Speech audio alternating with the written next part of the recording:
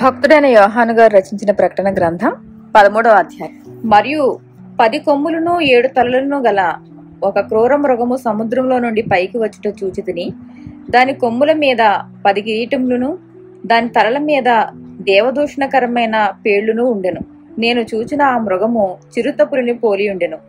దాని పాదములు ఎలుగుబంటి పాదముల వంటివి, దాని నోరు సింహపు నోరు వంటిది. దానికి ఆ ఘట సర్పము తన బలమును, తన సింహాసనమును, గొప్ప అధికారమును ఇచ్చెను. దాని తలలో ఒక దానికి చావు దెబ్బ తగిలినట్టుండెను.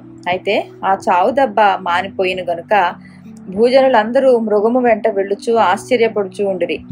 ఆ మృగమునకు అధికారం ఇచ్చినందున వారు ఘట సర్పమునకు నమస్కారం చేసిరి. మరియు వారు, ఈ మృగముతో సాటి ఎవడు, దానితో యుద్ధము చేయగలవాడెవడు అని చెప్పుకొనుచు ఆ మృగమునకు నమస్కారం చేసిరి. డంబపు మాటలను దేవదూషణలను పలుకు ఒక నోరు దానికి ఇయ్యబడెను. మరియు 42 నెలలు తన కార్యము జరుప అధికారము దానికి ఏర్పాటాయెను. గనుక దేవుని దూషించుటకును, ఆయన నామమును, ఆయన గుడారమును, పరలోక నివాసులను దూషించుటకును అది తన నోరు తెరిచెను. మరియు పరిశుద్ధులతో యుద్ధము చేయును, వారిని జయింపను దానికి అధికారం ఇయ్యబడెను. ప్రతి వంశము మీదను, ప్రతి ప్రజ మీదను, ఆయా భాషలు మాట్లాడు వారి మీదను, ప్రతి జనము మీదను అధికారము దానికి ఇయ్యబడెను. భూనివాసులందరినూ అనగా జగదుత్పత్తి మొదలుకొని వధింపబడి ఉన్న గొర్రెపిల్ల యొక్క జీవగ్రంథమందు ఎవని పేరు వ్రాయబడదో వారు ఆ మృగమునకు నమస్కారం చేయుదురు. ఎవడైనను చెవి గలవాడైతే వినుగాక.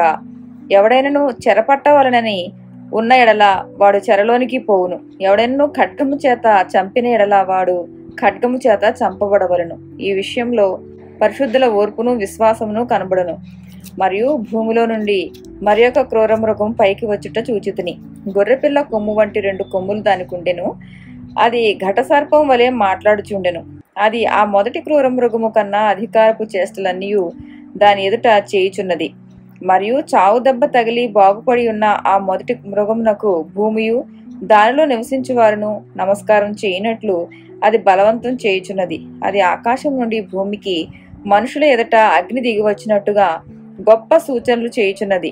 కత్తి దెబ్బ తినియు బ్రతికిన ఈ క్రూర మృగమునకు ప్రతిమను చేయవలనని అది భూనివాసులతో చెప్పుచు ఆ మృగము ఎదుట చేయుటకు తనకి ఇయ్యబడిన సూచన వలన భూనివాసులను మోసపుచ్చున్నది. మరియు ఆ మృగం యొక్క ప్రతిమ మాట్లాడినట్లును, ఆ మృగం యొక్క ప్రతిమకు నమస్కారం చేయని వారిని హతము చేయనట్లును, ఆ మృగం యొక్క ప్రతిమకు ప్రాణం ఇచ్చుటకై దానికి అధికారం ఇయ్యబడెను. కాగా కొద్దివారు గాని, గొప్పవారు గాని, ధనికులు గాని, దరిద్రులు గాని, స్వతంత్రులు గాని, దాసులు గాని అందరూ తమ కుడి చేతి మీదనైనను తమ నొసటి యందైనను ముద్ర వేయించుకున్నట్లును, ఆ ముద్ర అనగా ఆ మృగము పేరైనను దాని పేరిటి సంఖ్య అయినను గలవాడు తప్ప క్రయ విక్రయములు చేయుటకు మరి ఎవనికి అధికారం లేకున్నట్లును అది వారిని బలవంతము చేయుచున్నది. బుద్ధి గలవాడు మృగం యొక్క సంఖ్యను లెక్కింపనిమ్ము. అది ఒక మనుషుని సంఖ్యే. ఆ సంఖ్య 666. ఇందులో జ్ఞానము గలదు. ఆమేన్.